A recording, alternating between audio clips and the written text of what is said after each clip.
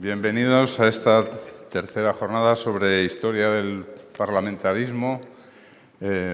Unas jornadas que culminan de alguna manera los actos del quinto centenario del movimiento comunero en Castilla y León, pero también en Castilla-La Mancha, que fueron las dos autonomías actuales que protagonizaron ese movimiento, que se inició en 1520 y finalizó justamente en 1522, en febrero, en Toledo. Es donde se enterró esa idea que era un poco romántica, de primeros del siglo XVI. Estamos en Salamanca, que es una de las ciudades que tuvo un protagonismo importante en ese movimiento comunero, y tenemos con nosotros al presidente de las Cortes salmantino, Luis Fuentes, que es un poco también el promotor e impulsor de esta celebración del quinto centenario, que ha contado con muchos actos en Castilla y León, también en Castilla-La Mancha. Su Parlamento, su presidente, Pablo Bellido, ha impulsado también actos que creo que todavía no han culminado y que terminarán en este 2022. El movimiento comunero está de actualidad porque fue también un poco la cuna de los primeros sentimientos democráticos en España, y vivimos en una democracia que nos parece que no ha habido otra cosa, pero la verdad es que ha sido una excepción dentro de la historia de nuestro país. Hoy tenemos con nosotros también a dos expertos en historia y en comunicación. Pedro Cátedra, catedrático de Literatura de la Universidad de Salamanca, y Mercedes Fernández Valladares, catedrática de Bibliografía Literaria de la Universidad Complutense. Su presencia aquí responde al interés que centra esta jornada, que es dilucidar cómo era la comunicación en tiempos hemos dicho, en tiempos de los Maldonado, ligados a Salamanca, en tiempos de los comuneros, en tiempos de una guerra que enfrentó, por un lado, al imperio, a Carlos V, y por otro a los representantes de las comunidades que eran, en principio, de la baja nobleza o de la burguesía, incluso de las clases populares de Castilla y León. En esa guerra hubo también una guerra de comunicación, una guerra de lo que ahora llamaríamos fake news, y que en aquellos tiempos, pues por supuesto, se expresaba de otra manera, pero que existía también no solo la batalla por conquistar pueblos y ciudades y por imponer impuestos, que era también el objetivo de aquellas conquistas, sino que también había una guerra por la información, en la que, por cierto, la prensa de aquel tiempo, que eran las hojas volanderas o lo que podían ser los edictos impresos, el poder de la imprenta en aquel tiempo marcó también el devenir de aquella guerra. Como tenemos 4 intervenciones y un tiempo limitado, pues voy a dar paso ya a Pedro Cátedra, como he dicho, catedrático de Literatura de la USAL, que nos va a hacer una primera aproximación al tema, así que cuando quiera. Muchas gracias, señor director. Gracias a los organizadores de este encuentro y, sobre todo, lo agradezco como persona que está interesada en estos asuntos, pero que también le permite compartir y al mismo tiempo oír en un ámbito como este, coloquial. En primer lugar, a los señores representantes, entre comillas, de la política, coyunturalmente, y a las personas interesadas en general. Yo quiero empezar diciendo que cuando un historiador como yo, examina el pasado, no puede nunca ignorar el presente que está viviendo, porque el presente es lo que en última instancia vivimos con una pasión que, sin embargo, el historiador debe olvidar en principio cuando se refiere al pasado. Aparentemente la objetividad es necesaria, es fundamental y creemos en ella, pero es muy difícil hurtarse a las propias limitaciones y también hurtarse al propio pensamiento, incluso cuando hacemos historia. Yo a mis alumnos que hacen tesis doctorales siempre les digo que cuando escribimos una tesis aparentemente objetiva, seria, con un bloque de documentación, en realidad estamos haciendo un libro de ficción, porque nunca lo podremos enfrentar al pasado y a aquellas personas que en el pasado tenían voz. Una de las crónicas del movimiento comunero fue la realizada por Juan Maldonado, una persona que en esa obra, del movimiento en Castilla, en esa obra, cuando él la escribe, muestra que ha vivido todo eso. Y también nos dice algo que nos interesa en este contexto, obviamente, que pertenezco al linaje de los Maldonado de Salamanca, aunque nací en Bonilla, no de Salamanca, sino de Cuenca, del Obispado de Cuenca. Es un dato que me interesó porque es el único historiador que plantea la historia como un coloquio entre los partidarios de un ámbito y otro. Obviamente ganan los que triunfaron en la guerra. Pero me interesa porque es el único historiador que da la voz, teóricamente, a los dos bandos. Hay otros libros que así lo muestran. Pero esa voz muchas veces la tenemos que extractar de los documentos cuando nos hablan de cómo se emanaron determinados textos, en algunos casos equivalentes a lo que hoy sería la prensa, en otros casos equivalentes a lo que hoy sería la publicación de leyes que cambian la realidad. Y en última instancia hay otro tipo de medios que para mí no presentan prácticamente ninguna diferencia con el presente. Y es el presente para mí hoy, y creo que también para ustedes, lo que está invadiendo nuestras conversaciones y nuestro más inmediato pensamiento en el futuro. Y tal como se están poniendo las cosas, obviamente me refiero a la guerra que se ha desencadenado en Europa, que tal como se están poniendo las cosas, bueno, podríamos decir coloquialmente, en el ámbito en el que estamos, que se están poniendo bastante chungas. Y que aún desde la ignorancia de determinados aspectos militares, la ignorancia del fondo de las cosas, que muchas veces no lo conocemos, vemos que se trata siempre de lo mismo.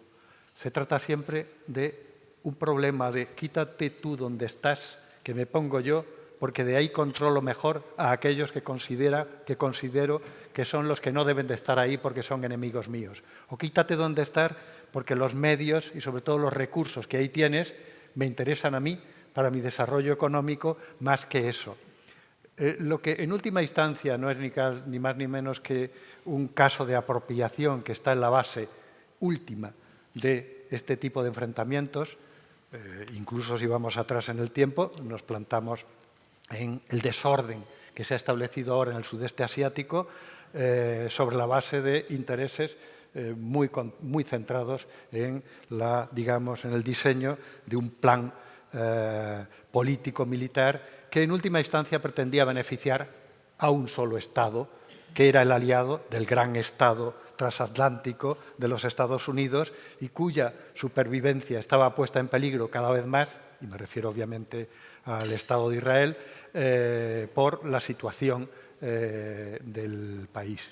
Digo que soy un totalmente inexperto en relaciones internacionales y en muchas ocasiones uno se tiene que conformar con el acceso a la información que oye. Pero yo sí estuve a las 4 de la mañana oyendo por medio de una cadena extranjera la intervención de Putin el día que se desencadena la guerra. Y allí vi que los argumentos eran exactamente los mismos que los argumentos que generalmente se emplean. Es decir, no los reales, los del fondo, sino los de una construcción propagandística, con justificación histórica de los hechos. Justificación histórica que obviamente era una justificación muy unilateral, muy marcada por una lectura de la propia historia del país, enfocada sin tener en cuenta, obviamente, a todo lo que es la historia real de Rusia en los últimos 150 años. Y que planteaba con una trascendencia el fenómeno, la decisión pura y simplemente de dar la orden del movimiento del ejército y los primeros bombardeos, lo planteaba con una, digamos, dignificación que si uno no está al tanto de las cosas, dice, pues sí, efectivamente, esto es verdad. Y todos los elementos de la propaganda, la justificación, e inmediatamente después, si uno leía los periódicos rusos o prorrusos en el mundo, que también los hay, inmediatamente, a base de silencios y manipulaciones, veía también los mismos mecanismos de una buena orquestación diplomática. En sí mismo, la construcción de un gran argumento, digamos, histórico, ideológico, de grandes llamadas, lo que antiguamente se decía las grandes pulsiones escatológicas o no escatológicas, esa llamada interna de la necesidad de revertir el orden en virtud de una historia retributiva, la historia del país, en este caso agresor, todo eso era exactamente igual que yo estaba acostumbrado a ver en todo, incluyendo en la guerra de las comunidades, ¿no? Y independientemente de que se trate de guerras civiles o no, evidentemente Putin considera que está en un proceso de puesta en orden y, en cierto modo, en una guerra civil. Otros lo ven desde otro punto de vista. Bueno, todos esos elementos que van desde la propaganda y opinión como arma de guerra, con sus variantes sobre géneros orales, como son las intervenciones de expertos en las tertulias televisivas y radiofónicas en Rusia y en otros países. Los discursos oficiales que tienen su equivalente en el pasado por medio de las arengas tradicionales o por simplemente los sermones. El sermón es un género autorizado litúrgica y también políticamente. Los reyes de Aragón, cuando convocaban las Cortes, es una buena idea para sugerir a los presidentes de Cortes, convocaban las Cortes, se dirigían ellos o el presidente nombrado por ellos por medio de un sermón escolástico, partiendo de una cita bíblica y utilizando los sistemas de la predicación medieval. Era un sermón escolástico político, pero en ese sermón político había un mensaje que a su vez jugaba con el hecho de que, utilizando una estructura como la del sermón propio de los predicadores escolásticos, podían digamos, primero referenciarse y luego, una cosa muy importante, es romper la frontera entre los oyentes y el propio rey, en este caso aragoneses, los conservamos en castellano, aragonés y en catalán, y romper esa frontera porque se ponía en el lugar de la verdad simplemente por el hecho de utilizar un género.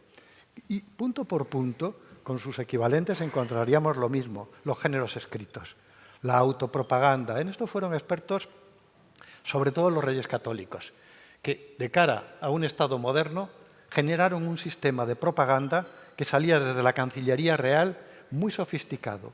Consistía en mantener informados a todos los centros de la península ibérica y a todos los centros también de las posesiones de la Corona de Aragón, con relaciones puntuales, obviamente contando aquello que querían contar, que era necesario contar, sobre el avance de las tropas y sobre, digamos, un parte de guerra, pero un parte de guerra envuelto en unas, digamos, justificaciones trascendentes.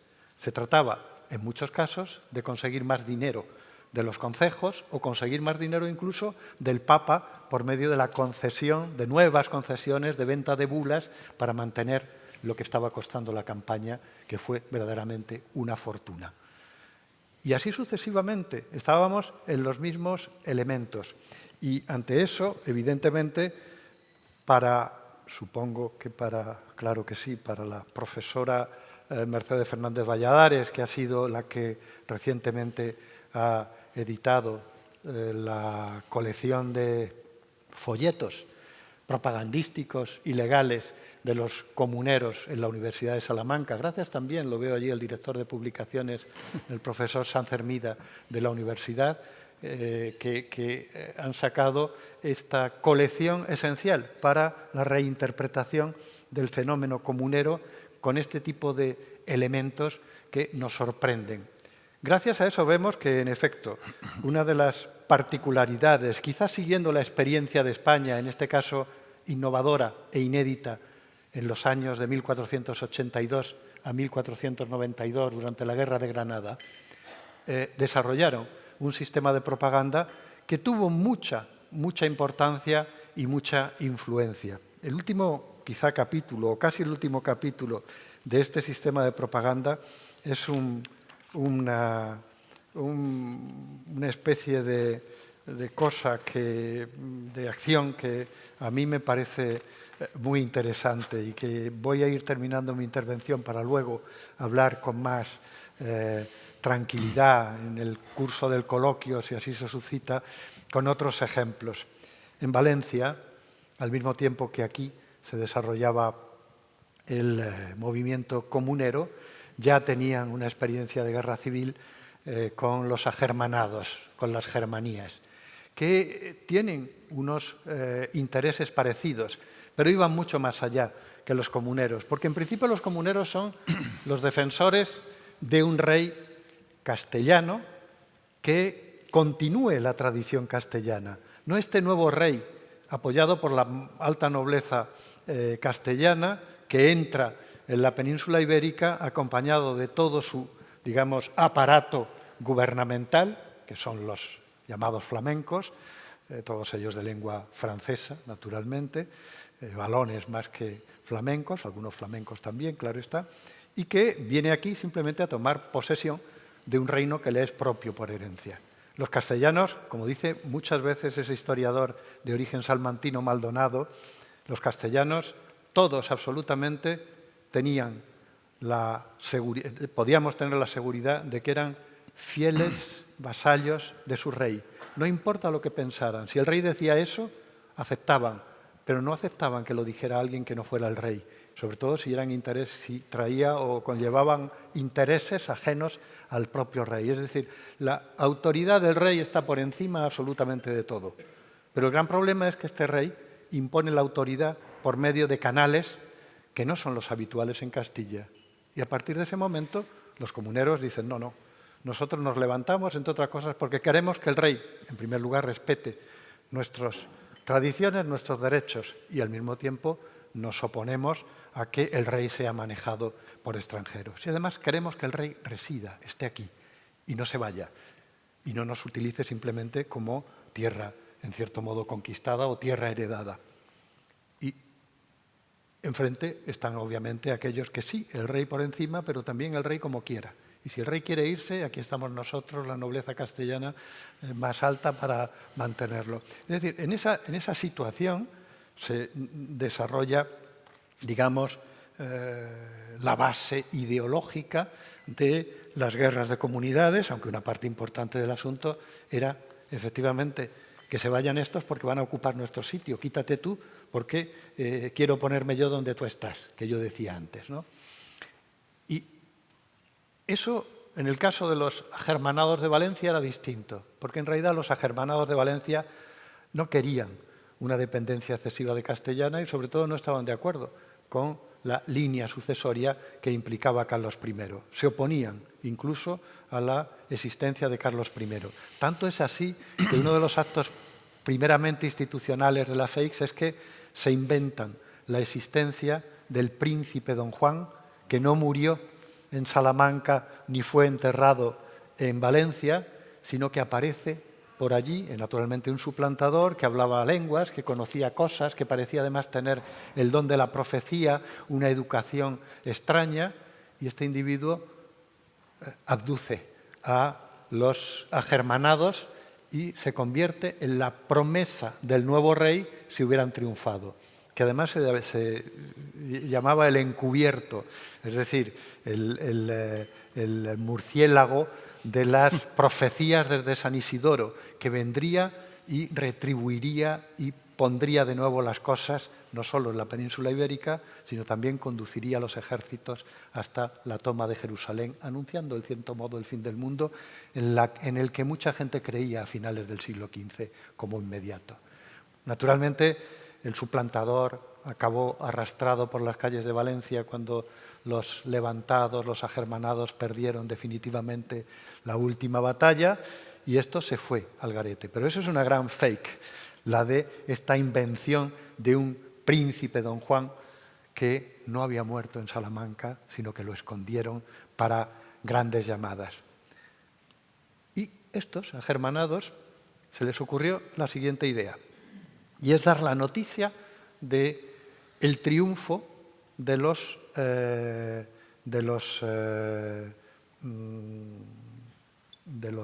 comuneros en Villalar.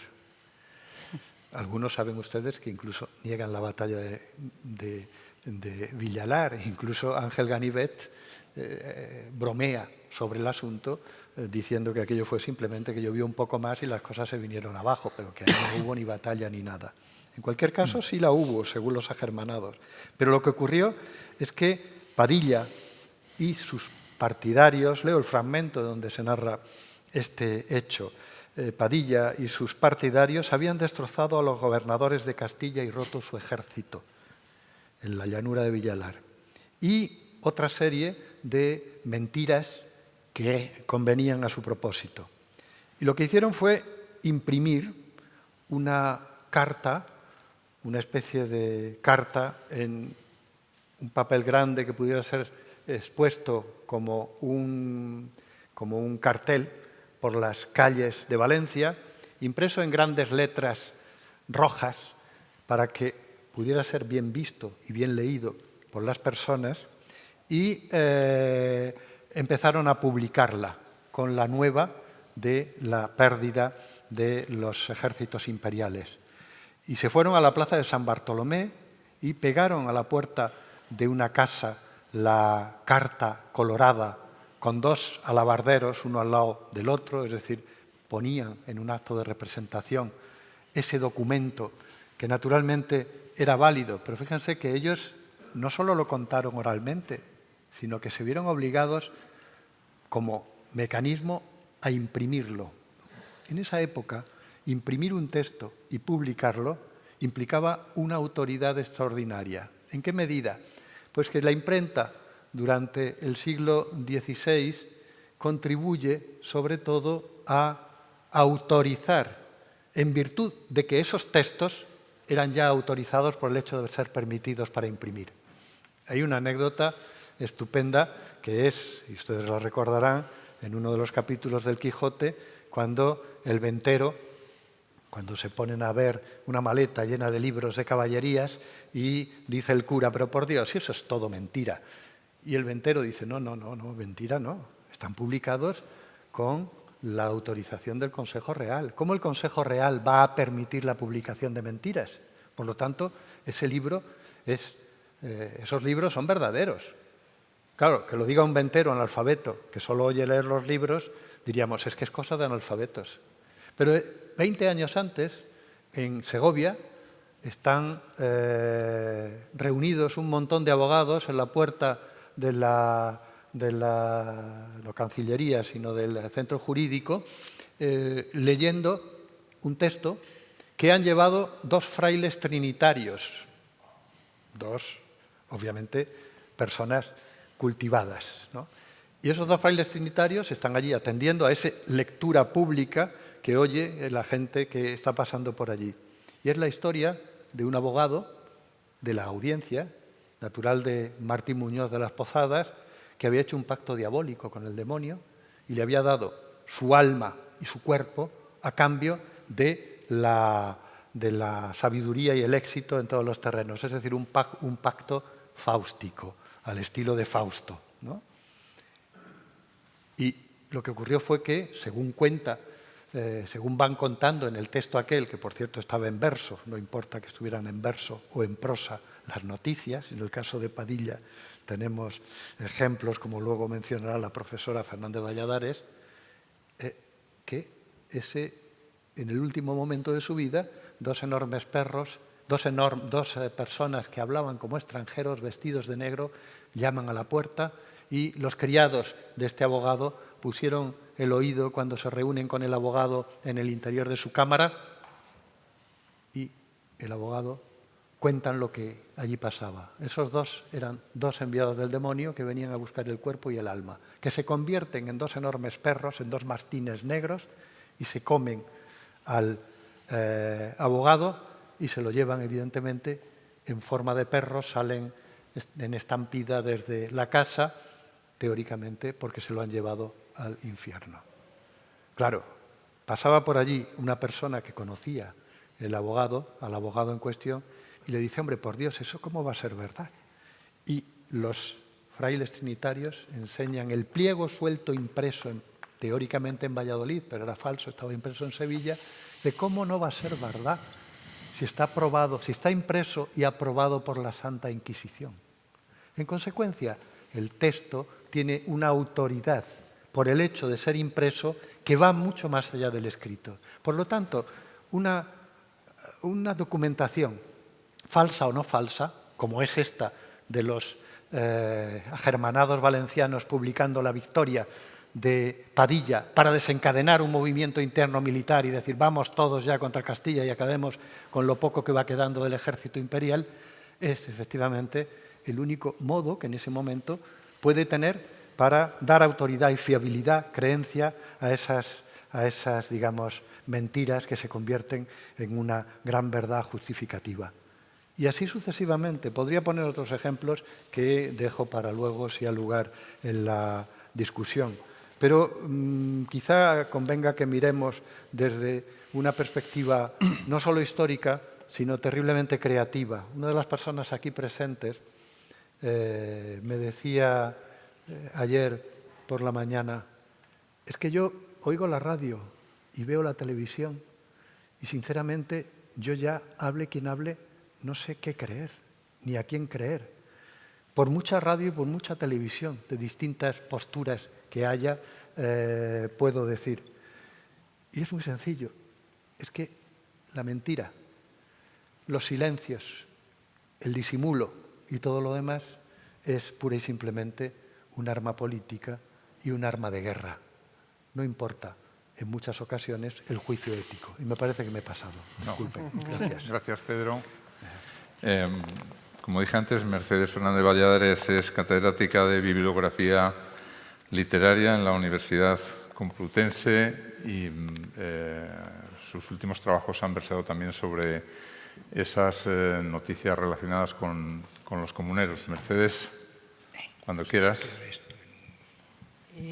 Muchas gracias. Es desde luego un verdadero placer para mí estar entre ustedes y haber recibido esta invitación para tratar de un tema verdaderamente caro a mis estudios, a mi dedicación investigadora y que desde luego esta conmemoración majestuosa de los 500 años de las comunidades ha permitido poner de relieve cómo fue el asunto relacionado con los mecanismos de difusión de información que se convierte en propaganda, en ese juego que también ha sintetizado el profesor Pedro Cátedra, de silencios y afirmaciones y particularmente a través de un recurso novedoso, como era la imprenta todavía en aquellas primeras décadas del siglo XVI, aunque debemos decir que ya estaba plenamente afianzada en la península. De hecho, el precedente para esta difusión de ideas, de noticias, de informaciones interesadas que se convierten entonces en mecanismos y en estrategias de propaganda, pues como ha explicado muy bien Pedro Cátedra, tenían un precedente bastante demorado en el tiempo, desde mediados del siglo XV, desde época de Enrique IV y desde luego con el hecho capital de la conquista de Granada, pues ya van a circular esas noticias, esas informaciones a través de dos canales fundamentales.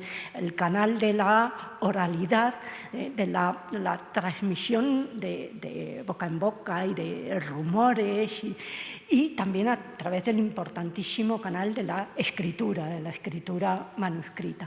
Pero muy pronto, también ya en los últimos años del siglo XV, van a incorporarse a esos canales de difusión noticias, informaciones a través de estas modalidades editoriales que conocemos como relaciones de sucesos, lo que está en el antecedente del periodismo actual, que podríamos decir del protoperiodismo. No en vano, ¿qué noticias pasarán? Pues desde luego las más relevantes y las de mayor interés también para la monarquía, pues se suele citar como primera relación de suceso importante las cartas de Colón, la primera carta, la segunda carta. Y esta va a ser una forma literaria y también una materialidad de canalizar estas informaciones interesadas, normalmente de victorias, de batallas venturosas. Otro momento muy interesante va a ser el de la toma de Orán por parte del cardenal Cisneros, que se va a articular podríamos decir, un pequeño aparato de difusión de información que se va a servir además de distintos géneros, desde las hojas volanderas hasta textos literarios que ha estudiado también muy bien el profesor Cátedra. De modo que cuando llegamos al momento de la revuelta de las comunidades, existía ese pozo de transmisión de noticias y de utilización de información con fines legitimadores de las políticas y de los intereses de la corona y en los distintos momentos. Pero indudablemente lo característico del fenómeno de la información y la propaganda en tiempos de las comunidades fue el acudir de una manera claramente intencional a ese canal que garantizaba una mayor difusión para esos escritos. Ese canal era la imprenta por el hecho de que permitía la difusión, hoy diríamos a gran escala, en múltiples ejemplares, además idénticos, fijados mediante los moldes, mediante los tipos metálicos, y además permitía su mayor perduración en el tiempo, frente al canal de la oralidad, de intercambio de mensajes de manera inmediata, y al canal de la escritura manuscrita, pues ese pasar en mano de billetes o también carteles que sabemos que se adherían pues en las paredes de los lugares públicos. Pues desde luego todo texto que pasa por la imprenta permite esa mayor repercusión. Y de esto fueron muy conscientes tanto los comuneros como los representantes del poder real. Esto quizá es el elemento más interesante, más característico, como los comuneros se apropian de unos recursos hasta ese momento utilizados fundamentalmente por el poder real, también por el poder eclesiástico, y en ese sentido será muy significativo esto que comentaba antes, de las campañas de opinión a favor de la guerra contra el turco con motivo de la victoria de Orán. Pero entonces llegan ese preludio de las Cortes de Santiago, La Coruña, que realmente va a ser el fogonazo que dispare ya el descontento.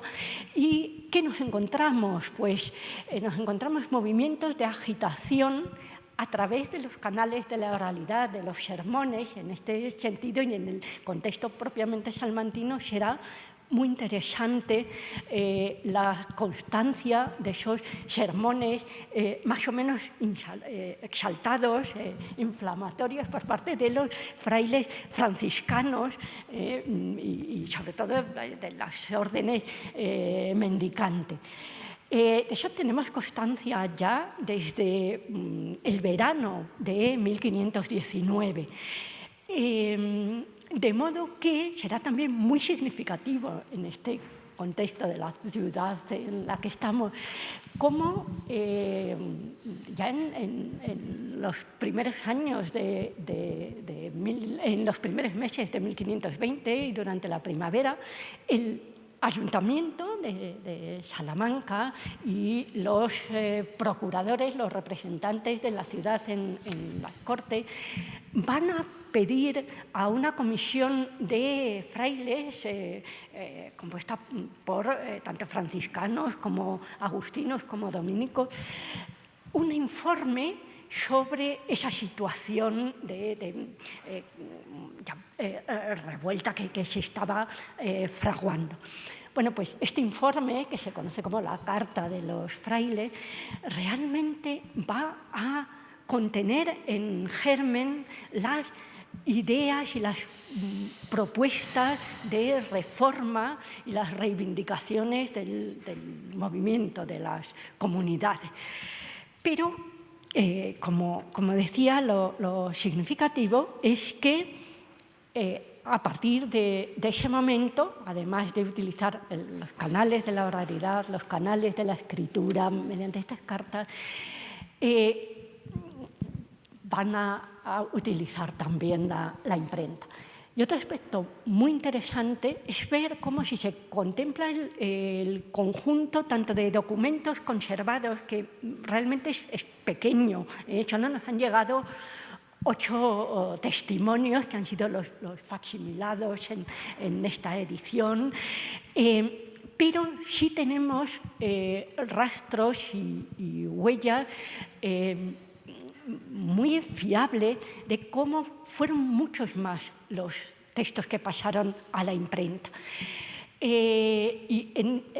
Analizándolos en conjunto, nos damos cuenta de que realmente quienes toman la iniciativa de acudir a la imprenta y a esa difusión amplia van a ser los comuneros, antes que los representantes del rey. ¿Y esto cómo lo sabemos? Pues por los testimonios de escritores coetáneos como Juan Maldonado, que dan cuenta de la circulación de noticias falsas que se imprimen como carteles y que aprovechan el argumento fácilmente enraizable en los sentimientos del común de los impuestos fiscales. No podemos olvidar que las Cortes de Santiago de La Coruña se convocaron exclusivamente para facilitar recursos económicos para el viaje de Carlos I a recibir la primera corona imperial. De modo que entre la población arraigaba bien ese argumento de nuevas imposiciones fiscales que serán a las que les darán forma de documento oficial en lo que podríamos denominar pasquines, libelos, que circularon como hojas volanderas, y es muy significativo, acompañado de coplas de exaltación a los personajes que ya se estaban configurando como capitales en la revuelta. En este caso conservamos un pliego volandero con esos impuestos fiscales absolutamente falsos y fantasiosos. Ahí se hablaba de cargar con un maravedí a cada miembro de la familia, hombres, mujeres, pero también a los sirvientes, también a las piezas de ganado. Incluso se llegó a exagerar diciendo pagar un maravedí por cada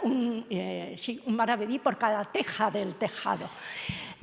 Sabemos que de esas falsas imposiciones, verdaderamente la fake news más característica del movimiento, existieron varias versiones breves, muy fantasiosas, muy exageradas, y al terminar las Cortes de La Coruña deciden matizar y desarrollar por extenso en forma de capítulos, otorgando esa autoridad de documento oficial y a través de la imprenta.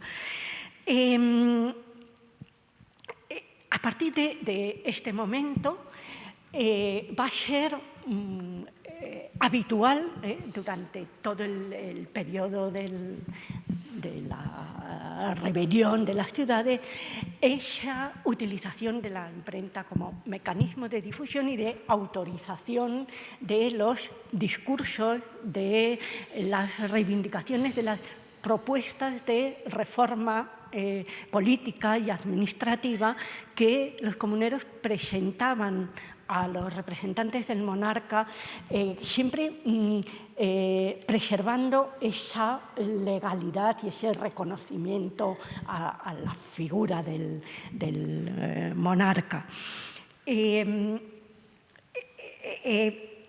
Lo interesante también es que desde muy tempranamente los comuneros no solo van a difundir impresas fake news, también se van a servir de la imprenta para documentos de mayor calado político y simbólico. Por ejemplo, los capítulos que las ciudades firmaban cuando se adherían a la comunidad, al movimiento.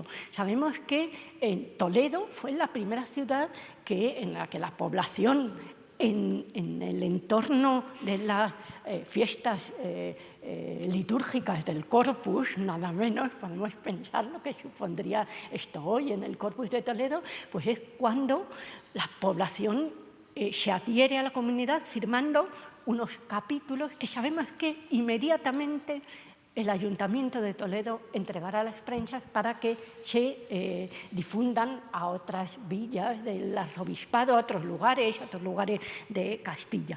Y otro detalle, y no quiero alargarme más, surgirá, es que esos documentos, esos capítulos, se van a expandir ampliamente a través de lo que eran los circuitos comerciales de la imprenta en aquellos momentos y de las noticias, a través de los buhoneros, llegarán al ámbito rural. Esto es algo también muy importante en ese momento. Tenemos constancia precisamente de un buhonero, un platero de la villa de Sigüenza, que fue capturado por un capitán del Ejército Real ya en mayo de 1521, al que se le requisó la mercancía que llevaba, y entre esa mercancía encontramos, se mencionan los capítulos de Toledo, los capítulos que juró la ciudad de Valladolid, que contendrán este informe de los frailes de Salamanca,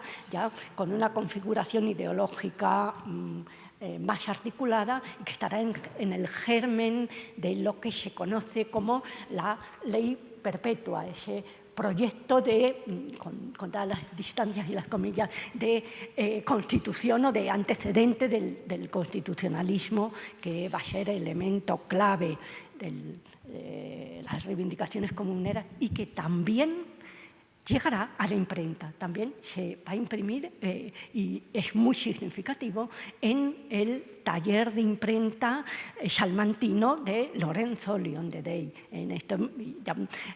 La geografía, la cartografía de la imprenta comunera realmente abarca a toda Castilla y todo el reino de Castilla. Aquellas ciudades con talleres plenamente consolidados darán a luz documentos dimanados tanto de los comuneros como los realistas, desde la imprenta en Toledo, la imprenta en Salamanca, en Valladolid, en Burgos, que será el gran bastión de los representantes del rey, en Alcalá de Henares, el perdón general, es decir, el documento mediante el que fueron condenados los casi 300 comuneros y perdonadas de modo general las ciudades, pues se imprimirá en Alcalá de Henares, y también Sevilla. Sevilla será foco de difusión de campañas propagandistas más personalistas, y en eso también podemos hacer un parangón con la situación actual, articulado por los gobernadores o corregentes desde el momento en que fueron nombrados, el almirante y el condestable de Castilla. Pero bueno, creo que no conviene que me extienda más y podemos comentar. Gracias. Gracias, Mercedes. Vamos a escuchar al presidente de las Cortes de Castilla y León, Luis Fuentes. Antes sí quiero recordarles que si tienen alguna duda, alguna pregunta que plantear, disponen de tarjetas en las que formularlas por escrito. Cuando quieras, bueno. presidente. Bueno, pues, muchísimas gracias, Julián. Muchísimas gracias a los dos profesores, a la profesora Fernández Valladares, por supuesto al profesor Cátedra, pero sobre todo lo que quería es darle las gracias al presidente de las Cortes de Castilla-La Mancha, a Pablo Bellido, por haber querido acompañarme, además, en este que quizás sea el último acto como presidente de las Cortes de Castilla y León en esta conmemoración del 5º centenario del movimiento comunero, además que es un movimiento que además es una historia compartida entre nuestras dos comunidades. La verdad es que después de escuchar a los dos profesores sería un iluso el ponerme ahora a hablar de historia y evidentemente lo que podemos hablar es de los paralelismos que puede haber entre lo que era la información o desinformación, como estamos hablando y estamos viendo en aquella época, como la que tenemos actualmente. Ese concepto actual de las fake news, de las mentiras, de la posverdad, de la desinformación, que ahora está tan en moda, estamos viendo que lo tuvieron en la época de los comuneros, pero también tenemos vestigios en la época de Platón, o sea que prácticamente durante toda la historia se ha ido aprovechando en cada momento sus avances tecnológicos para aprovecharlos en favor de esa desinformación. Ahora mismo no cabe duda que nos encontramos en un momento complicado, en un momento convulso, donde el relato se ha convertido en un elemento que creemos incluso más importante que la propia verdad o que la propia metodología que podamos estar haciendo. La tecnología lo que nos está permitiendo es que aumenten esos canales de distribución, que los mensajes se propaguen con muchísima más facilidad, que circulen pues, muchísimo más rápido, que el Facebook, el Twitter, la propia Internet nos están dando esa capacidad de mandar esas informaciones. Y igual que ahora, como digo, todos estos canales son los que se están utilizando para trasladar a los adeptos o incluso a los que no son tan adeptos nuestras propuestas. En aquella época pues, teníamos a la imprenta, que era la tecnología más avanzada de aquel momento para poder transmitir esas informaciones. Lo quisieron vender lo mismo por parte de los monárquicos como por parte de los comuneros para captar sus adhesiones o para, no sé, aumentar sus capacidades, ver las bondades de cada uno de ellos con respecto a sus propios adeptos. Como digo, la imprenta emergió en aquel momento como una auténtica revolvedora de voluntades. Vienen en muchos de los escritos de aquella época, era aquello que daba la posibilidad de generar opinión en cada uno de ellos, como ahora mismo digo, es Internet o cualquiera de los canales que tenemos. Y claro que hubo proyecto político en esa guerra de comunidades.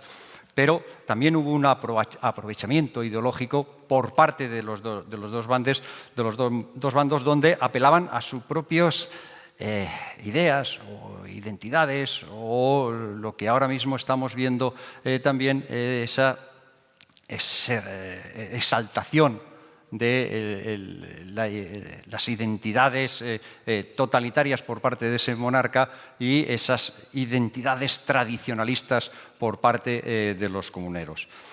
Como digo, hoy también tenemos ese problema en nuestra sociedad y lo que nos tendría que llevar es a una reflexión de todos nosotros. Y aquí estamos en un medio de comunicación.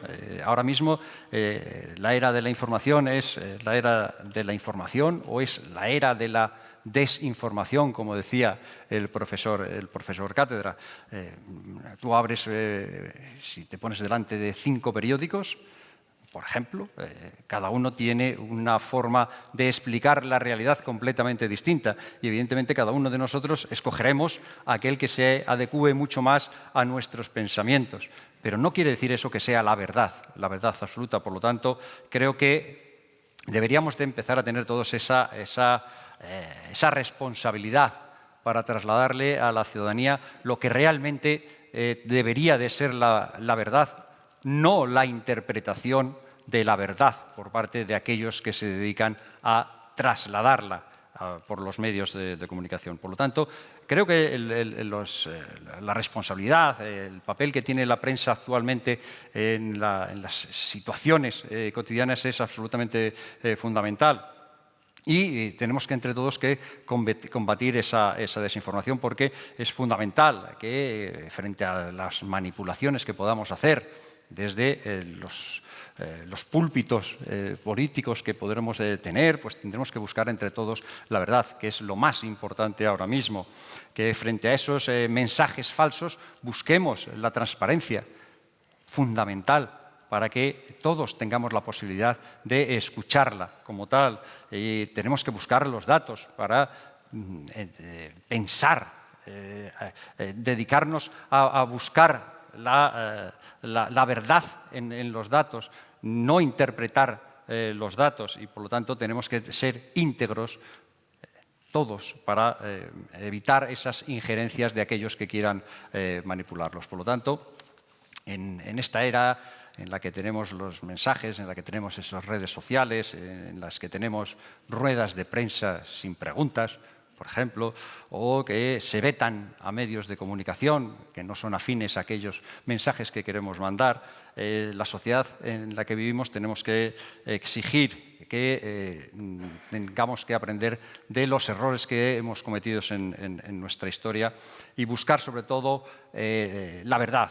Y la verdad solo se encuentra siempre que busques por muchos canales, no buscar única y exclusivamente en los canales que son afines. Y podemos seguir después hablando de lo que queráis. Sí, gracias, Luis. Pablo Bellido, como les he presentado antes, presidente de las Cortes de Castilla-La Mancha. Sí quiero dar un par de pinceladas porque él ha sido también alcalde de Azuqueca de Henares, en Guadalajara, ha sido también diputado en el Congreso de los Diputados y es presidente de Castilla-La Mancha por el PSOE, que es una de las pocas comunidades donde hay una mayoría absoluta de estas que ya en España apenas se ven ni en parlamentos regionales ni a nivel nacional. Pedro, cuando quieras. Bueno, pues muchísimas gracias. Quería, en primer lugar, agradecer la invitación a mi querido colega presidente Luis Fuentes, que aprecio, que admiro y que nos ha hecho emprender un viaje común a las dos comunidades autónomas a través de los respectivos parlamentos, el de Castilla y León y el de Castilla-La Mancha, con el 5º centenario del levantamiento comunero de las comunidades de Castilla. En definitiva, el territorio de Castilla y León y el de Castilla-La Mancha comprenden la gran masa de las comunidades de Castilla. Es verdad que tuvo incidencia en todo el territorio peninsular, pero fundamentalmente las comunidades de Castilla que tuvieron más incidencia están tanto en Castilla y León como en Castilla-La Mancha y tengo que reconocer aquí que la programación que ha hecho el Parlamento Autonómico de Castilla y León ha sido impresionante. Nosotros hemos complementado con actividades en Castilla-La Mancha que no han concluido. Como saben ustedes, todavía en el año 22 estamos en la conmemoración porque la ciudad de Toledo resistió tras la derrota de Villalar a través de la figura fundamentalmente de María Pacheco hasta febrero de 1522 y nosotros le pondremos, digamos, el cierre a la conmemoración con una escultura de reconocimiento en la ciudad de Toledo de la figura de María Pacheco, que haremos junto con el Gobierno regional y con el Ayuntamiento de la ciudad de Toledo. Bueno, en primer lugar quería hacer una reflexión, ¿no? He escuchado con admiración las intervenciones tanto de los catedráticos como del presidente de las Cortes de Castilla y León. A mí me interesa mucho la historia. Daré una opinión más que una información de cara a no contribuir a la intoxicación de confundir lo que uno opina con lo que uno sabe. Cuando uno piensa en el contexto en el que la baja nobleza, la burguesía y las clases populares se levantan contra el rey, luego emperador, y en definitiva se plantea el conflicto entre las tropas comuneras y las tropas realistas, piensa en el mundo en el que se produce, ¿no? Para no intentar hacer presentismo, ¿no? Para intentar comprender la realidad en la que se enmarca ese conflicto, ¿no? Es la transición entre la Edad Media y la Edad Moderna, la caída de Constantinopla, la aparición de la imprenta, el Nuevo Mundo, el descubrimiento del Nuevo Mundo, el capitalismo y, por tanto, también nuevas formas de comunicar, ¿no? Conviven diversas formas de comunicar, convive el conflicto oral, el de los púlpitos, fundamentalmente, que es el que... Porque aquí la Iglesia también tiene un papel en los dos lados, ¿no? Hay que olvidar que Adriano de Utrecht, digamos, el gran representante del rey, del emperador Carlos en la península, en España, en Castilla, termina siendo papa unos años después, ¿no? Y no hay que olvidar que había ejércitos de religiosos combatiendo desde el lado comunero. Por tanto, hay digamos, una convivencia entre dos fuentes de comunicación, dos instrumentos de comunicación, que es el de los púlpitos, complementado con coplas y complementado con, digamos, rumores que se van propagando a través de las ciudades con la imprenta, ¿no? Normalmente, si uno hace traslación de cuando se produce un conflicto, un enfrentamiento en el siglo XX o en el siglo XXI, casi siempre el objetivo de los contendientes es obtener el control de los medios. El control de los medios, cuando se produce un levantamiento militar, un conflicto entre bandos civiles, el control, el hacerse con la televisión, el hacerse con el aparato de comunicación fundamental, te ofrece, digamos, la capacidad de establecer tu relato, ¿no? Bueno, yo creo que eso estaba sucediendo probablemente también en aquel momento, ¿no? La necesidad de atraer a más partidarios. Hay que tener en cuenta que, aunque en menor medida, también algunos representantes de la alta nobleza estuvieron del bando comunero. En la propia ciudad de Toledo hubo algunas representaciones muy significativas, ¿no?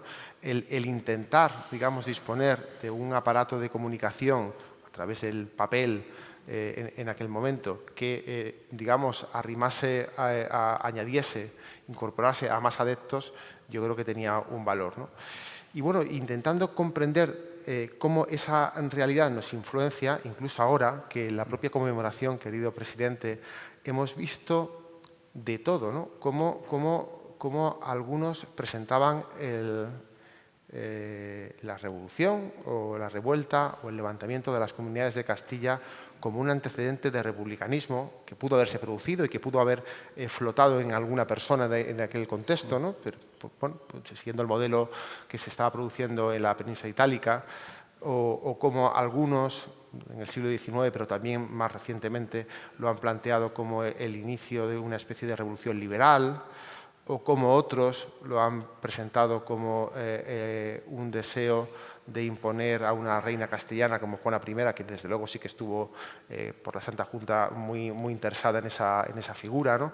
Pero bueno, cómo cada uno ha interpretado a su manera el interés, y desemboco en la actualidad, vemos cómo es absolutamente determinante el papel de los medios de comunicación y en general de la comunicación. No diría de los medios, sino de la comunicación. Decía Churchill algo así, cito de memoria, que existe la mentira, la maldita mentira y las estadísticas. Hoy podríamos sustituirlo por las malditas encuestas, ¿no? O sea, que sería peor que las estadísticas, ¿no? Porque en la misma semana vemos encuestas de diferentes medios de comunicación que nos dicen exactamente lo contrario, absolutamente lo contrario, con universos sociales muy parecidos y en territorios muy reducidos. Con lo cual, pues uno se plantea, y con los medios de comunicación y particularmente con las redes sociales, que es nuestra revolución tecnológica equivalente a lo que pudo ser la imprenta hace 5 siglos, pues ocurre lo mismo, ¿no? Yo he teorizado alguna vez que los medios de comunicación le dieron a las redes sociales la capacidad para informar y las redes sociales le han dado a los medios de comunicación la capacidad para intoxicar, ¿no? De tal manera que lo que se pensó en un momento que iba a ser una democratización, como lo fue la imprenta, de la capacidad de comunicar y por tanto nos iba a acercar, a aproximar más a la verdad, en términos de Machado, no tu verdad ni mi verdad, sino vamos juntos a buscarla, ¿no? Vamos a buscar la verdad juntos, pues lamentablemente no se ha producido. Tenemos más medios, más sistemas, más instrumentos para conocer información y, sin embargo, hay quien ha introducido en esta especie de democratización, que son las propias redes sociales, pues elementos de intoxicación, elementos de desviación de la realidad que perturban, que frenan, que impiden que la ciudadanía pueda estar bien informada. Bueno, esto a los efectos de hoy, donde, bueno, pues como probablemente siempre los medios son una forma, digo los medios, no los medios de comunicación, sino en general los sistemas de comunicación son una forma de control del poder, pues yo creo que podemos todos comprender que uno de los ejercicios más importantes, uno de los desafíos que tenemos como sociedad nacional, como sociedad internacional, es intentar contribuir a despejar las falsedades, la rumorología interesada para intentar acercarnos a la realidad, pero siempre lamentablemente interesada y además con un riesgo que es el de la censura, ¿no? Que es un riesgo que creo que no deberíamos traspasar. Por tanto, yo creo que ahí hay una serie de desafíos que tenemos como sociedad en nuestro país y en el mundo. Ahora estamos muy preocupados todos por la guerra de Ucrania, por la invasión de Rusia a Ucrania. Una de las batallas que se está produciendo no es con armamento militar, sino a través de los medios de comunicación y de la desinformación.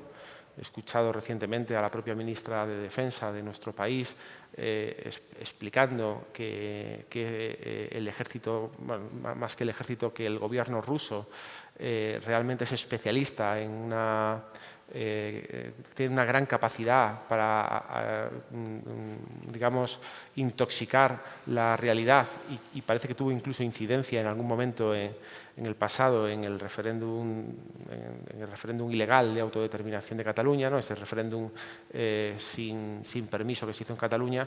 Bueno, pues yo creo que tenemos que estar todos muy pendientes, creo que debe ser una gran preocupación, como probablemente lo ha sido siempre, pero en este tiempo de globalización aún más, para intentar contener todas estas mentiras, todas estas fake, e intentar aproximarnos a la realidad, evidentemente pues, diseñando medios de control que puedan frenar la propagación de la mentira y que puedan, por lo menos, aunque sean verdades interpretables o verdades explicadas desde diferentes ideologías, pero por lo menos que no contribuyan a perturbar la paz, la tranquilidad y la convivencia, como están consiguiendo, lamentablemente, como todo el mundo sabe, algunas fake news. Nada más. Gracias, presidente. Nos hemos alargado un poco en las intervenciones, pero bueno, creo que tenemos todavía unos minutos para algunas preguntas de los asistentes. Hay una para Pedro Cátedra que dice: ¿cree usted que es cierto o no lo que nos cuentan sobre el conflicto ruso-ucraniano los medios oficiales, las fuentes oficiales? lo damos por hecho porque lo dicen determinadas autoridades, tenemos que admitirlo. Aquí quiero recordar que aquí en la Unión Europea ha cortado la señal de Russia Today, que podía ser una fuente, desde luego, muy diferente de lo que estamos escuchando aquí en España. Realmente esa pregunta sería más apropiada para los hombres políticos que miran las cosas desde una perspectiva más práctica y más actual que para mí. Yo tengo la tendencia, efectivamente, a mirar el presente desde la perspectiva del pasado. No porque la historia sea una maestra de la vida, como se definía, pero sí que es verdad que la historia permite relativizar absolutamente todo el presente e intentar valerse de instrumentos, de bisturíes, de análisis más delicados que los meramente pasionales y traídos simplemente sin una experiencia del pasado. Obviamente lo que yo veo es lo que he dicho antes, es decir, que no veo grandes diferencias con lo que ha ocurrido en otras ocasiones, incluso más o menos recientemente. Pienso que la información que recibimos es una información que siempre ha sido, como han dicho mis colegas, y lo seguirá siendo, dependiendo de la propia justificación de los distintos protagonistas de los enfrentamientos.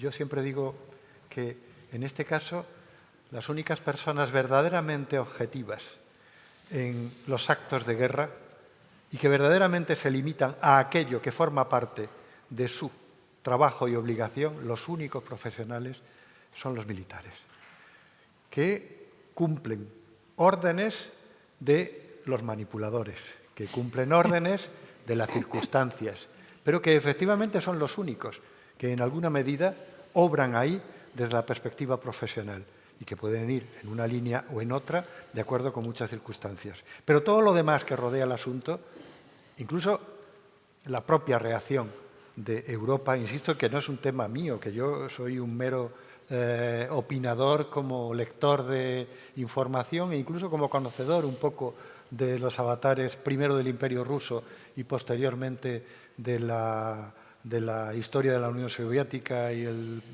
desajuste, no digo demolición, sino desajuste, porque evidentemente sigue viva, ¿no? Y claro, veo desde esa perspectiva la realidad y veo efectivamente que desde el punto de vista de la propaganda aparentemente puede parecernos una cosa de segundo orden, simplemente anecdótica, pero que en el fondo todo el mundo sabe lo que pasa, y no, todo el mundo no sabe lo que pasa, incluso los propios rusos, obviamente, como estamos viendo, ¿no? Y tampoco los ucranianos con respecto al movimiento y a las justificaciones. Todo depende de unas cuestiones y unas preocupaciones muy concretas, como decía antes, la necesidad de ocupar el espacio que tú tienes o bien de ocuparlo porque me conviene para mis intereses estratégicos, de dominio de control y, en última instancia, de movimiento de riqueza, que es lo que condiciona todo. En el fondo, a la larga, la idea de que pretendemos la unidad de un país como llamada o comunidad de destino en lo universal, por decirlo con algo que hemos aprendido desde pequeñitos, yo por lo menos por mi edad, en el colegio, eso es una cosa que acaba imponiéndose como la propia mentira. En el caso de las comunidades es interesantísimo el hecho de que cuando un historiador, poeta, que escribe, como también se hacía la historia en el siglo XVI, una persona además que conocía de primera mano la historia de las comunidades, publica su Carlos famoso, una crónica del emperador Carlos y los distintos episodios de su vida, llamada a tener mucho éxito, narra en muchos versos la historia de las comunidades. Y la cosa llega ya a convertirse en una especie de alucinación cuando este historiador narra la aventura de las comunidades como la aventura de un caballero andante, Carlos, que se va moviendo por Castilla y viene a salvar Castilla de la hidra de 1000 cabezas que son los revolucionarios. Y pone a Carlos venciendo a la hidra de 1000 cabezas en Villalar. Evidentemente, la idea del emperador como la cabeza del cuerpo místico del imperio es una idea erasmista que está dentro de su libro de la institución del príncipe cristiano y forma parte realmente de una mentalidad, de una ideología en la que todo está representado en el emperador, pero el emperador no estuvo nunca en Villalar. Y sin embargo eso pasa a ser un documento histórico. El lector, 3 generaciones posteriores, imagina a Carlos al frente y arengando al ejército imperial en Villalar cuando nunca estuvo. Eso puede efectivamente hacerse por medio de la manipulación, pero la manipulación queda como historia. Es decir, lo que yo decía antes, que las grandes construcciones justificativas de cosas como las que actualmente vemos en torno a los grandes, digamos, motivos, la patria, la unidad, la religión, etcétera, acaban siendo a lo largo del tiempo un argumento que a su vez alimenta a otras personas que vienen después y lo mantienen. Por eso es tan difícil. Yo creo que, con perdón de la visión práctica y real de los políticos que invocan por el conocimiento de las cosas, por eso es tan difícil. Yo no soy nada. Yo no creo, no tengo ninguna fe en que las cosas puedan cambiar en virtud de la bondad general. Las cosas cambian, y perdonen que lo diga así con esta dureza, y la historia nos lo enseña, cuando efectivamente la fuerza se emplea con la moderación o con la justicia que sea necesaria, pero evidentemente proporcionalmente a la fuerza que emplean los otros. Siento decir esta barbaridad, pero esa es la realidad, creo yo, desde mi punto de vista. Todo lo demás son palabras. Podríamos decir que son palabras de las personas que con suma prudencia tienen, obviamente, que representar a un país. Esa responsabilidad es muy grande y una persona tendría que mirar muy mucho esas consecuencias. Incluso en la situación actual, y termino, sí. En la situación actual ve uno cómo, efectivamente, España puede tener una idea muy clara con respecto a esa confrontación, en virtud también de los intereses económicos y la pertenencia a una alianza atlántica, a una cultura, a una civilización occidental, etc. Pero vemos con curiosidad cómo determinados partidos políticos en España ahora mismo no han dicho ni mu sobre el asunto. No han tomado partido oficialmente ni han condenado a los rusos, y menos obviamente a los ucranianos, pero ni mu. ¿Por qué? Porque ideológicamente hay un principio básico, bien vendido por Rusia, desde la perspectiva de la reconstrucción del gran país, de la gran patria rusa, que es una idea no de la Unión Soviética, sino de los teóricos zaristas de la segunda mitad del siglo XIX, en la gran patria rusa, con la pequeña madre que es el zar o la zarina, según los tiempos, y eso coincide exactamente con el proyecto ideológico de algunos movimientos, partidos o asociaciones, y esas públicamente no han dicho una palabra. Entonces, por eso digo que es muy difícil delimitar, ¿no? Si has hablado de imágenes, hay una pregunta para Mercedes Fernández Valladares. Pregunta si ha encontrado en sus investigaciones silografías que acompañen a estos documentos alguna imagen, aparte de lo que fue impreso en su día, y también qué bando ganó la batalla de la comunicación, qué bando fue más activo a la hora de publicar bandos, sermones y noticias relativas a la guerra. Sí, pues en cuanto a la primera pregunta, lamentablemente no nos han llegado testimonios gráficos, imágenes, estampas, pero sí sabemos que circularon y circularon además a través de esas redes amplias de difusión, porque precisamente el buhonero Saguntino de Castilla-La Mancha llevaba entre sus mercancías estampas de Padilla, y coplas de exaltación del capitán comunero, y también con resúmenes de la situación en versión perfectamente pormenorizada, pues justo de los primeros momentos, hasta unas semanas antes del gran incendio de Medina.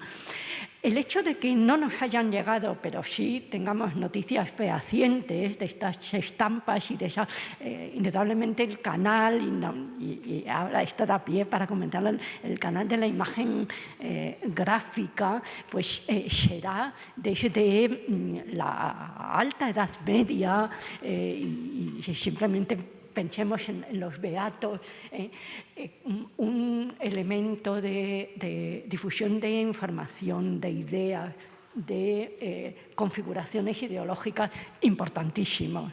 No mencionaremos aquí el arte románico porque no es necesario, pero también la tecnología impresa desde muy pronto va a coger la imagen a través, eso fundamentalmente, de planchas de madera que representaban de una forma tipificada. ¿Cómo podemos suponer que serían esas estampas con la figura de Padilla, como se ha mencionado en los documentos? Bueno, pues yo dudo mucho realmente que fuera una representación realista. Más bien quiero pensar en ese recurso a los materiales ilustrativos que tenían los talleres, y seguramente podríamos aventurar que se trataba de un caballero jinete, quizá con un ejército a sus espaldas, como todas las estampas, o buena parte de las estampas que decoraban, por ejemplo, los pliegos de romance o, desde luego, los libros de caballerías. Esa caballería de papel que tan espléndidamente ha estudiado el maestro Pedro Cátedra. Y el hecho de que no nos hayan llegado y que tengamos que imaginar que es una labor también importante del oficio del historiador, se debe fundamentalmente, se han aducido motivos de distinta índole, pero sí sabemos que desde muy pronto existieron controles para eliminar toda esta documentación generada por las comunidades y también por los representantes del poder real. Porque pues, a unos y a otros no les interesaba que eso perdurara. Indudablemente para los comuneros era un testimonio de su participación. Por lo tanto, lógicamente estarían interesados en echar tierra una vez, pero también al propio emperador, desde muy pronto, antes de regresar a la península, emitirá órdenes de retirada de todos los documentos. Precisamente hay constancia de cómo ya muy tempranamente, en la primavera, en mayo de 1521, se ordenó al regidor de Salamanca que retirara todos los documentos que pudieran dar testimonio. Muy pronto, también en Toledo, se encargó al licenciado Zúñiga que recogiera esos documentos y que indagara quién podía haber estado detrás de esa campaña. Y se concluyó y se imputó de esta labor de organización precisamente a una de las figuras clave en el movimiento, y desde la perspectiva militar al capitán Zapata, al procurador del ayuntamiento madrileño, que fue imputado, y se conservan documentos en Simancas en los que se le acusa personalmente de articular las campañas de opinión. Perdón, la segunda... No era así, había sido más activo el bando comunero en este campo de la información. Vamos a ver, en un primer momento sí, pero a partir de la consolidación de las comunidades, tanto desde la perspectiva militar como política, ambos bandos acudirán a la imprenta por igual y sobre todo con documentos de mayor envergadura.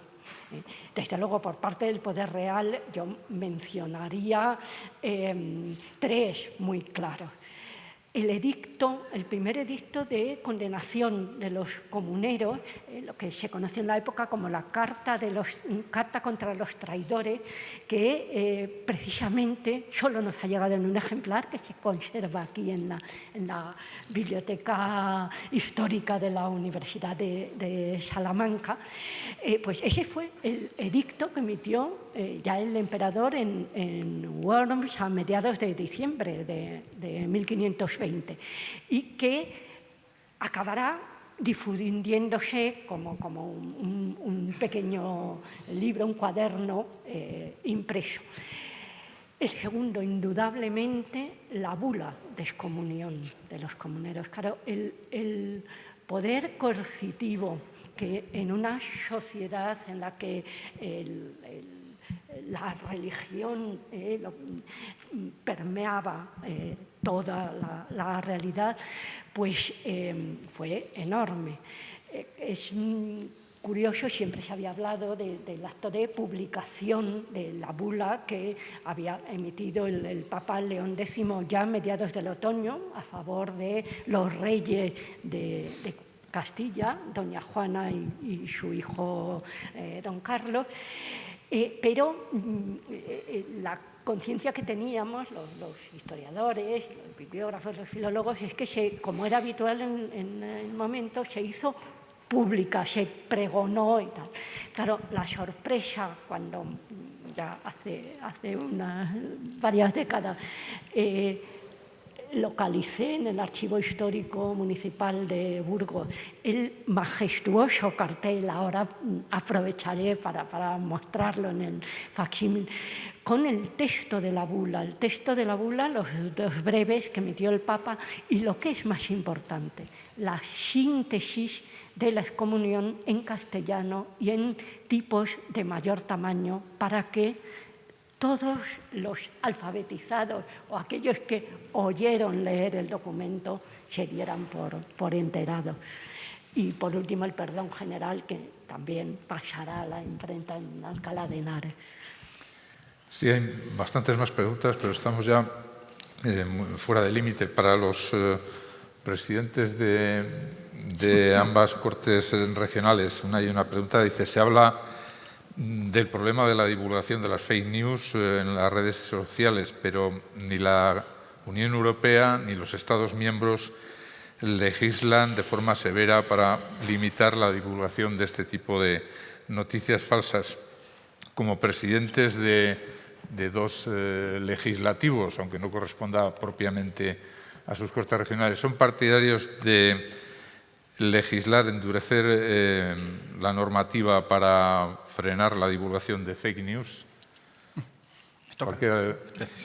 Bueno, pues voy a responder a esa pregunta, pero no me resisto porque nos ha lanzado así un desafío también. El catedrático decía que tenían que contestar. Yo no sé si en los cuadros de mandos del gobierno ruso hay peores personas que los cuadros de mando de las democracias occidentales. Lo que sí que creo es que nuestros valores son mejores. Lo pienso de verdad. Lo pienso de verdad. Y como lo pienso de verdad, creo que no podemos actuar de la misma manera. Yo pienso que nuestra respuesta tiene que ser acorde a nuestros valores. Y a pesar de que es verdad que desde los cuadros de poder o de control del poder se puede manipular aquí y allí, aquí en las democracias occidentales hay también magníficos ejemplos de que esto es mejor, si se prefiere menos malo, que lo otro. Y pondría el Watergate, y pondría cómo han caído líderes en prácticamente todas las democracias por casos de corrupción denunciados por los medios de comunicación, y pondría muchísimos ejemplos, incluso en nuestro país. Creo que con mucha salvedad y sabiendo que tenemos muchas cosas por mejorar, pero mi impresión es que este momento histórico y esto que representamos las democracias occidentales y no los representantes políticos expresamente, sino el conjunto de la sociedad, los equilibrios de la sociedad, tienen mejores valores, con mucho que mejorar. Y voy al tema de si tenemos que regular las fake news, ¿no? Pues yo creo que sí. Lo que pasa es que no es fácil y no tengo la tecla. Pero yo pienso que debería haber algún sistema de control para evitar la intoxicación que normalmente devalúa, deteriora la convivencia, el respeto y la propia democracia. Yo creo que debería haberlo. Y tienen que ser las naciones las que encuentren de la manera más plural posible para evitar que esa censura o ese control ex post opere limitando la propia democracia. No es nada fácil. Luego la historia la escribe quien gana la batalla, por tanto también esto complejo. Me estaba pensando mientras hablaba la catedrática que si el bando comunero hubiese vencido, el que hubiese sido retratado por Tiziano habría sido Padilla, seguramente, como general de los milicianos, ¿no? Al final, en toda la idealización que se hace a posteriori, pues tiene mucho que ver quién ha ganado. Tal es así que hasta que el empecinado recupera a los comuneros y lo populariza, durante casi 3 siglos queda enterrado para el conocimiento colectivo de la sociedad, ¿no? Lo cual, y lo hace por un interés, como los castellanistas del último cuarto del siglo XX también lo utilizan por un interés muy concreto, la recreación y la recuperación de estas figuras, ¿no? Todo por intereses más o menos legítimos y para algunos quizá espurios, ¿no? Pero bueno, en cualquier caso intereses. Bueno, yo creo que los estados deben comprometerse en la defensa de la democracia a buscar sistemas, instrumentos para que nuestra democracia se proteja y esté mejor. Y yo no estoy de acuerdo con que se censure a Russia Today. No sé si es un acierto o es un error. Creo que es muy lamentable y creo que es lo que diferencia o lo que caracteriza a las democracias frente a las dictaduras es precisamente la pluralidad informativa y la capacidad de... Pero también creo que en tiempos muy conflictivos y muy delicados hay que proteger a la democracia y en el caso actual pues los dirigentes tanto nacionales como de la Unión Europea como de la Alianza Atlántica tienen que tomar las decisiones que consideren más adecuadas. No soy un experto, pero creo que francamente la democracia es un sistema mejor que lo que representa hoy en día Rusia, que es una democracia absolutamente imperfecta, donde se persigue a la oposición y donde se está viendo que se actúa con una falta de respeto por los derechos humanos de otra sociedad como la ucraniana muy evidente. Perdona, Luis, que me he enrollado. Por alusiones, sí. simplemente. Sí. Me gustaría hacer una petición. En realidad ya he dicho que yo no soy un experto en la política contemporánea, ni siquiera en la política del pasado, porque me cuesta mucho esfuerzo tener que reconstruirla cuando trabajo. Yo no soy un equidistante, que quede bien claro. Soy equidistante desde la perspectiva de la realidad. No me pongo en el pellejo de nadie porque no es legítimo en un historiador, y ni tampoco porque pueda tener una opinión distinta de la que seguramente se ha expresado aquí sobre el convencimiento que nuestra postura o la postura de Occidente tiene una legitimidad mayor. Pero lo que yo sí me pongo en el lugar de un país bastante grande, por cierto, como Rusia, en el que un porcentaje muy alto de rusos han tenido el efecto de la, digamos, abducción, si se quiere, a lo largo de la historia, en la historia de los últimos 25, 30 años, y han llegado a mirar desde su perspectiva de construcción ideológica, de revisión profunda, desde, en cierto modo, lo que quedaba de la Unión Soviética, han llegado a identificarse con el presidente actual que ha desencadenado tal desastre. Y cuando antes me refería a que efectivamente me parece una barbaridad decirlo, pero en términos objetivos, las soluciones de este tipo se basan sobre las respuestas proporcionadas, como ha dicho, de acuerdo, pero tan proporcionadas son como interpretables.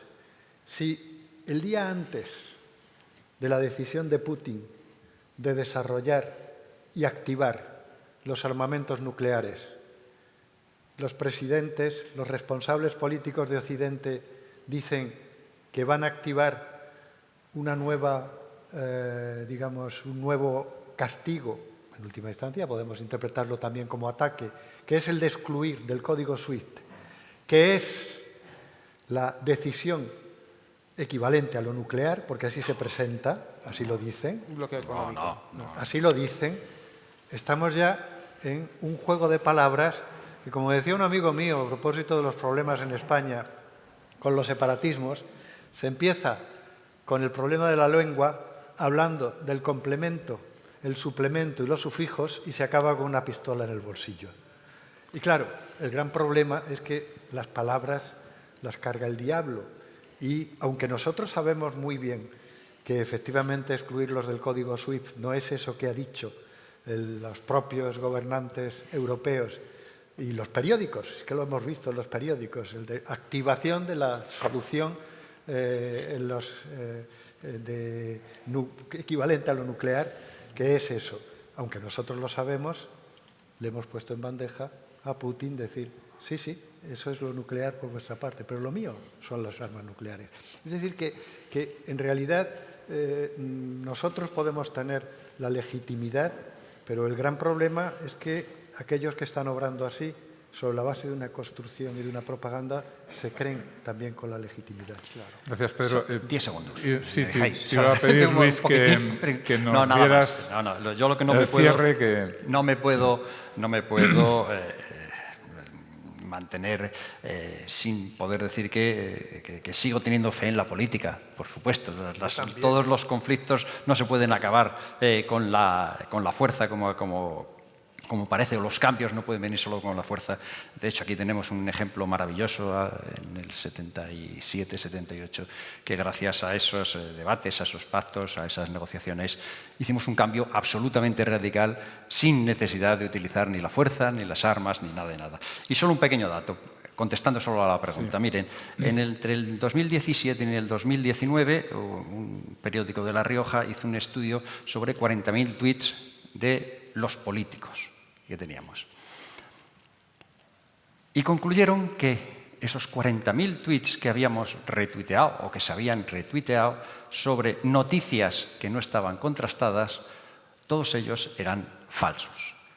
Lo cual quiere decir que todos, empezando por nosotros mismos, tenemos que tener esa responsabilidad en qué es lo que trasladamos a la ciudadanía para que no podamos intoxicarlas. Nosotros tenemos un altavoz importantísimo y deberíamos, antes de tener el dedo caliente en las redes sociales, pararnos a pensar si realmente eso que estamos retuiteando, si eso que estamos diciendo en redes es verdad o solo lo estamos manipulando. Por lo tanto, yo sigo pensando que la situación actual de las redes sociales es un paso inmenso en la libertad y, por lo tanto, tenemos que utilizarlas con responsabilidad, educando a nuestros jóvenes y intentando contrastar las informaciones. Y ahí todos tenemos responsabilidad, nosotros como políticos, pero también los historiadores y también los medios de comunicación.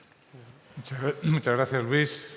Creo que el esfuerzo que han hecho por introducirnos en el mundo de los comuneros y también ha sido 50% en el siglo XVI y otro 50% hemos estado sumergidos también en esa guerra, que creo que todos podemos hacer aquí para finalizar el voto de que acabe cuanto antes. Muchas gracias por vuestro esfuerzo y por vuestra claridad. Muchas gracias a todos.